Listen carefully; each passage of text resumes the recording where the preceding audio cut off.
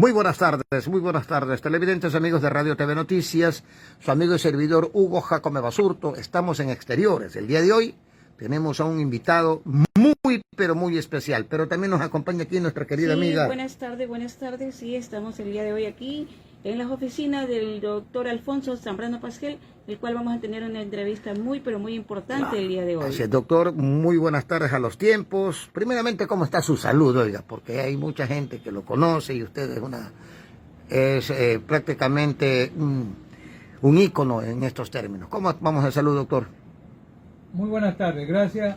Bueno, la salud es lo por la ayuda primero. de Dios está bien, así que y activos en el ámbito académico, profesional. Bueno, y pensando qué pasa con el Ecuador de hoy, de febrero, apenas a 2 días de la elección. Así es. Ojalá que gane el pueblo, como yo digo yo, que es la expresión de la democracia. Ya veremos qué pasa el día domingo. Mi queridísimo doctor, bueno, como usted muy bien señala, es un momento crucial para este país.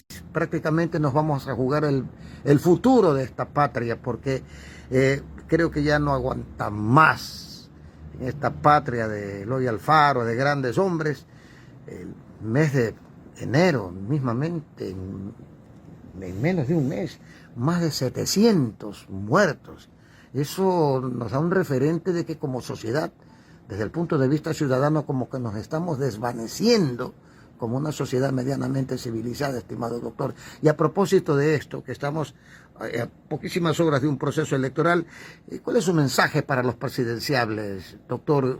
Temas principales: la seguridad, educación, salud, políticas públicas, que prácticamente no se ha visto en los últimos años. Bienvenido.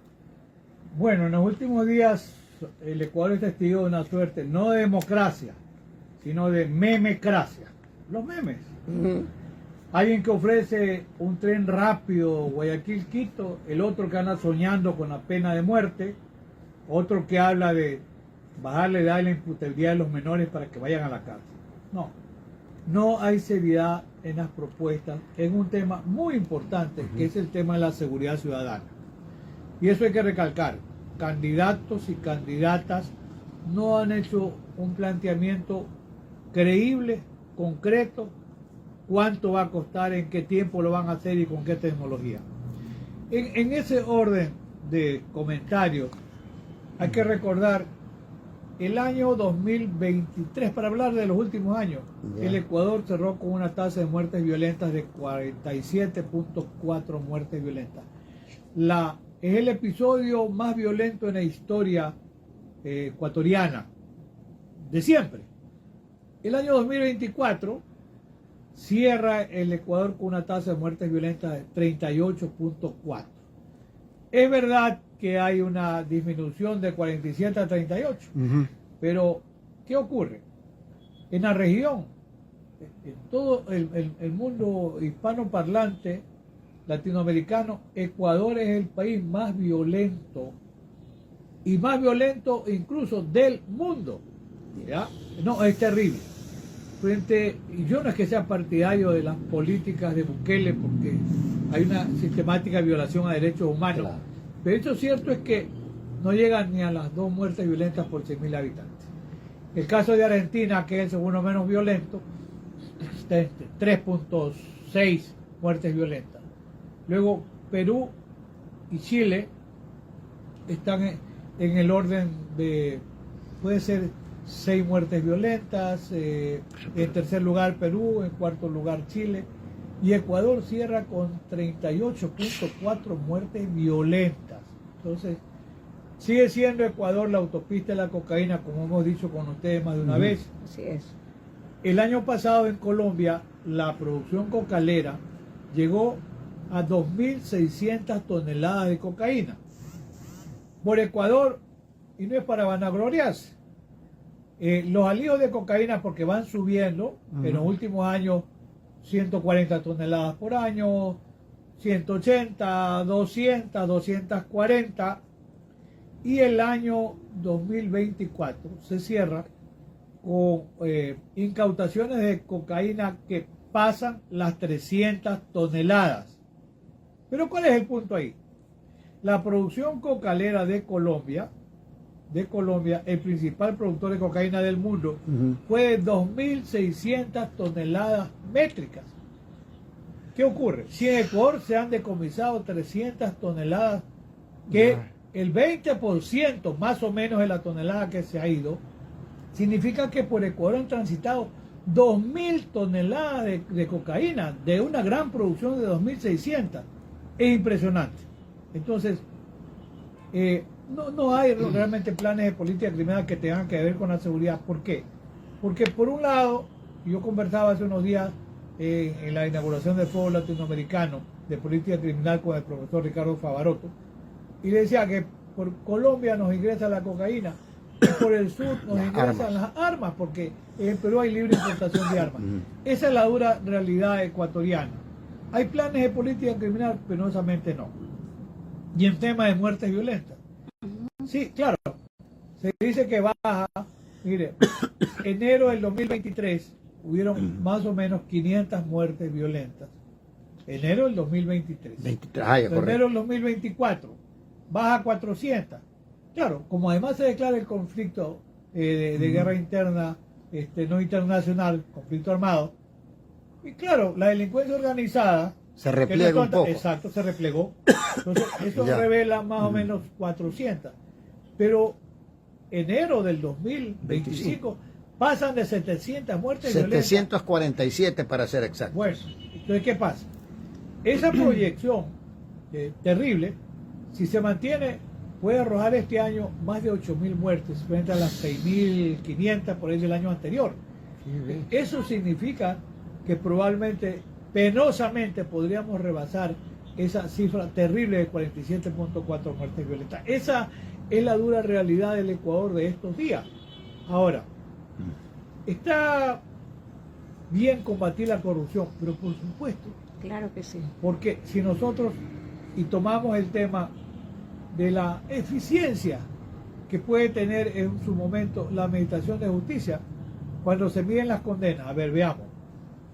Caso Metástasis, como hemos comentado también con ustedes, donde se termina condenando a un general de la policía, director del SNAI, por actos de corrupción comprobada, coroneles, policías de menor rango. En el caso Metástasis y en otro incluso se menciona a miembros del ejército por un tema de un acto de un cohecho referido a la Corte de Guayaquil, por un tema de una mejora en las instalaciones, etcétera. Es un tema que no termina, pero fue mencionado en el caso Purga, que no concluye. Pero en el caso Metástasis hay la presencia, lamentablemente, de algún fiscal, ¿verdad? Algunos jueces, magistrados en el rango de Corte Superior, como está pasando también en el caso Purga, y también de Corte Nacional, miembros del Consejo de la Judicatura, abogados que, como yo digo, desnaturalizaron su rol, la deontología profesional se perdió. Perfecto. Y se prestaron para actos de corrupción. Hay otras condenas recientes de estos días relacionadas con la mafia albanesa. ¿Están bien las condenas? Por supuesto que sí. Pero eso es parte de lo que debe hacerse y voy a explicar por qué. Ya. Se calcula que la mafia albanesa, si alguien obtiene recursos que tiene origen ilícito, ¿qué va a hacer? Va a tratar de blanquear el recurso. Correcto. El llamado lavado de dinero, como dice el profesor de Souto, el español, él dice no lavado activo, lavado de dinero, sí, a la final es cierto. Pues bien, se dice que la mafia albanesa ha lavado alrededor de 40, 50 millones de dólares. ¿Ya? Ahora bien, también hay decenas de millones de dólares en casos Metástasis. Claro. Yo digo que las condenas están bien, pero son insuficientes, voy a explicar por qué. Ya.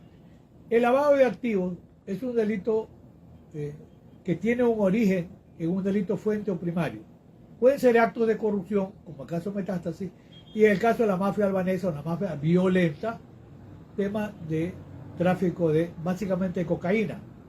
Recordemos, en España, relacionado con la mafia albanesa y mafia ecuatoriana, se descubren al hijo que nunca antes se dieron en el año anterior de 22 toneladas de cocaína en España.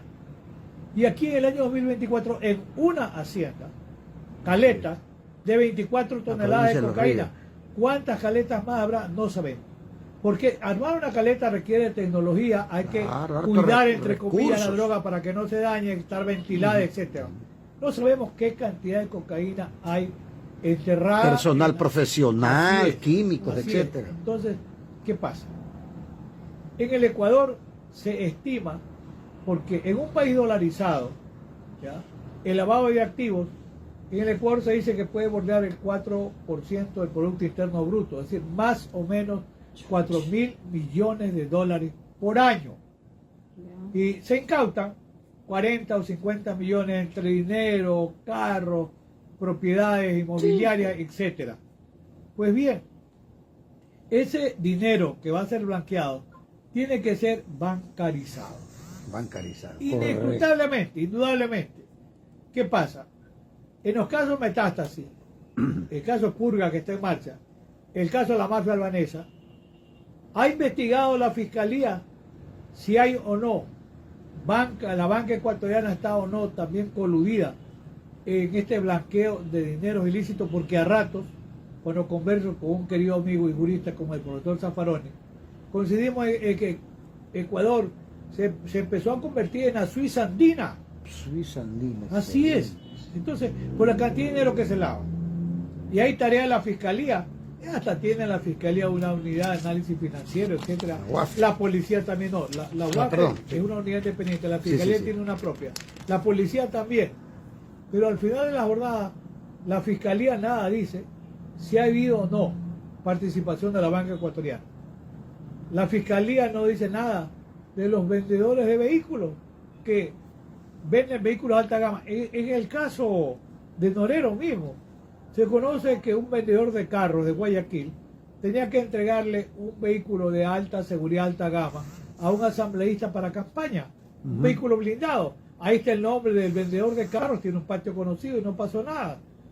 Y el sector inmobiliario, porque se invierte dinero en comprar un departamento, en comprar una mansión, Claro, etcétera. claro. Pero esos temas no los ha investigado la fiscalía. Y si los ha investigado no nos dice nada.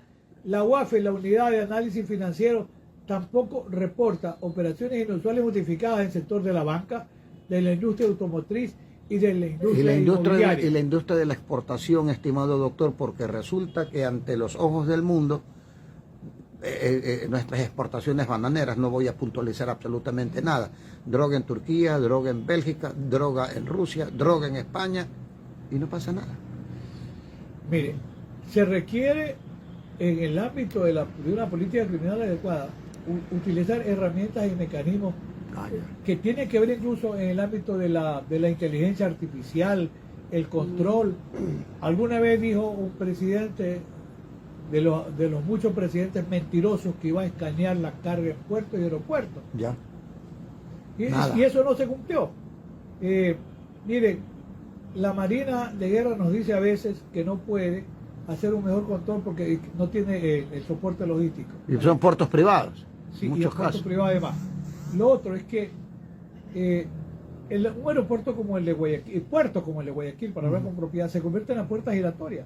El ingreso de armas sin control y la salida de la cocaína sin control. Una puerta torniquete, digamos, de ida y de venida. Yo le llamo la puerta giratoria de la delincuencia organizada. Pues bien, en esas condiciones, un plan de política criminal que no lo presenta ningún candidato, un plan creíble y serio, donde debe contar con expertos, donde debe contar con tecnología y decirnos qué se va a hacer. Pues es muy complicado el tema porque Ecuador, país dolarizado, es un incentivo por la economía que tenemos, un país donde el lavado de activos apenas puede ser el 1% de 4.000 millones, 40 o 50 millones, es un gran incentivo para el crimen organizado. Y mire, hoy hay incluso inteligencia financiera que permite saber, y eso sirve para qué, en lo que debe ser necesario el proceso de depuración en manos policiales, militares, fiscalía, jueces, consejo de la judicatura e incluso abogados, porque en los casos como metástasis y purga, el nivel de corrupción Es ha enorme, provenido ¿no? en alto grado por la contaminación que malos abogados hicieron con el sistema de justicia. Entonces, una adecuada inteligencia financiera permite saber cuánto gana un juez, un abogado, un fiscal, cómo puede explicar o justificar que tiene 2 o 3 carros a nombre propio, o de la amante o de la amante, como cualquiera que sea, Claro, claro. o departamentos a nombre de los hijos, etcétera. Sí, la inteligencia financiera permite eso, lo cual le permitiría entrar en un proceso también de depuración. Perdona que le interrumpa, doctor. Nos está manifestando usted, y esto es efecto de que la ciudadanía tenga una visión de conjunto objetiva. De tener las herramientas se tienen, pero ¿qué es lo que las leyes están allí? La estructura está allí. ¿Qué es lo que falla? Decisión política. Decisión política, eso es fundamental. Por esto quiero ser enfático. Ya. Si hay algún candidato que en algún momento presentó un plan de seguridad ciudadana creíble, posible, Jan Topping. Él lo hizo. Jan lo reemplaza un candidato, Enrique Gómez, pero que no tiene la personalidad de Jan, lamentablemente, ni la llegada.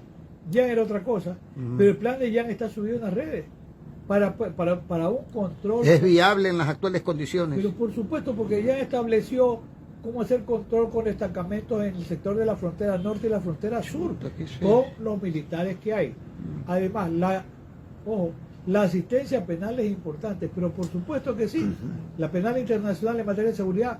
Ejemplo, estas incautaciones que se hacen en muchos se deben al trabajo que hacen estos aviones Orión, que están el uno en Galápagos y el otro, la verdad es que no sé dónde se encuentra por razones de seguridad, pero hacen un gran trabajo, no tienen que volar esos aviones que tienen inteligencia de punta, porque hoy se hace eso con drones. Con drones, claro. Y a la distancia se puede. ¿Para qué sirve?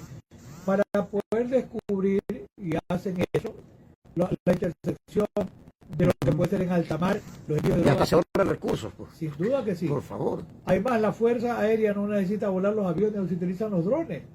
Y el perfil costanero ¿permite o no permite? Así es, porque la Ruta del Sol, y aquí viene un tema, la península de Santa Elena, le decíamos, yo le digo, bueno, y la provincia sin duda, claro. Y en pocas semanas, el nivel de violencia, Mire, Montañita, una ciudad, no Montañita, Vallenita, una ciudad de apenas 2.000 habitantes, 5 muertes en 3 semanas. A la semana siguiente le abarrajan 8 tiros a una jueza de garantías penales en La Libertad, ahí cerca del colegio de una monjita, en plena luz del día. Mataron antes a un candidato presidencial hace 2 años atrás en la localidad de Muey.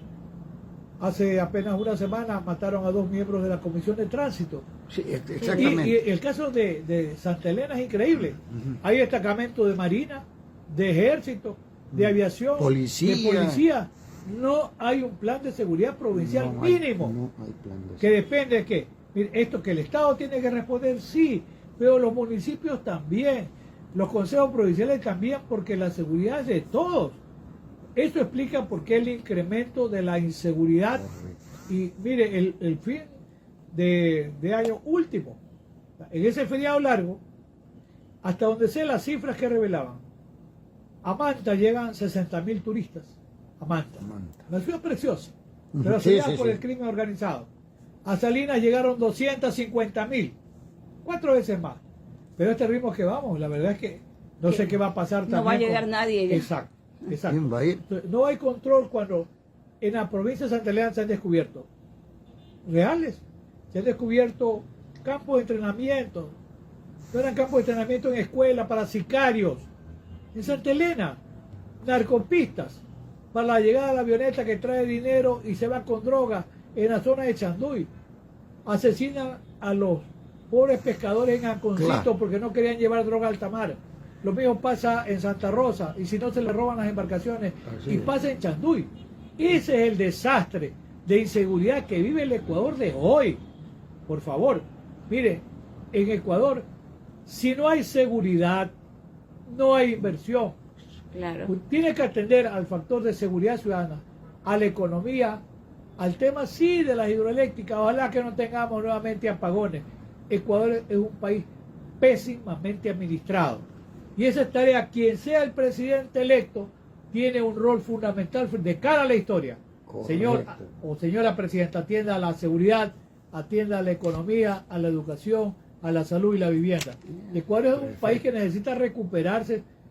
¿Por qué? Porque seguimos creyendo que esta es una patria grande, un país pequeño pero una patria grande. Ese es el mensaje de reflexión ante la inminencia de un proceso electoral. Muchísimas gracias, doctor, por sus palabras definitivamente son reconfortantes.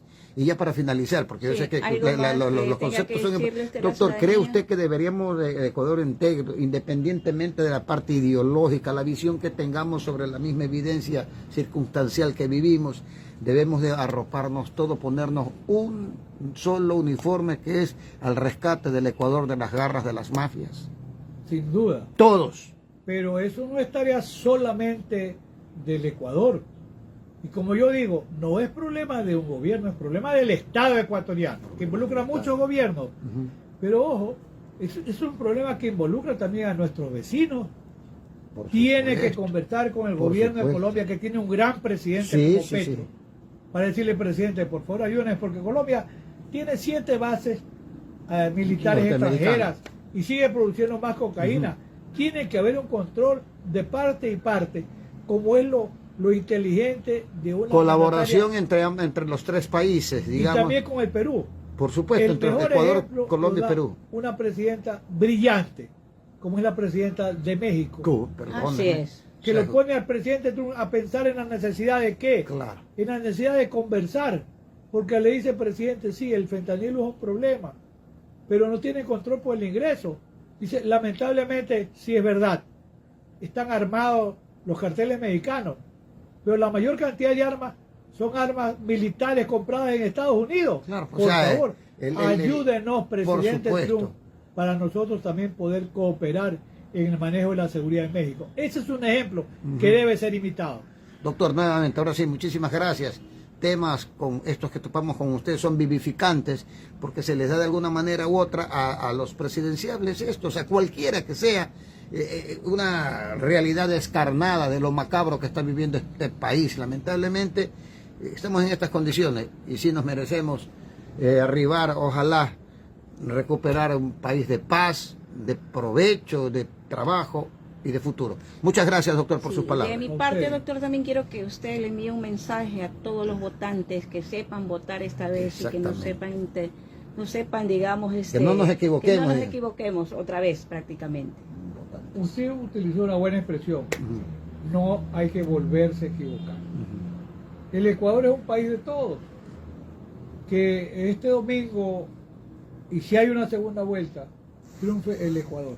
Al margen de banderías políticas, el país demanda y exige un cambio de rumbo para que Ecuador pueda vivir lo que merecemos, días mejores. Ese es el mensaje. Muchísimas Perfecto, gracias, doctor, doctor. con el doctor Chéverísimo. Alfonso Zambrano Pasquel. Pasquel, una entrevista muy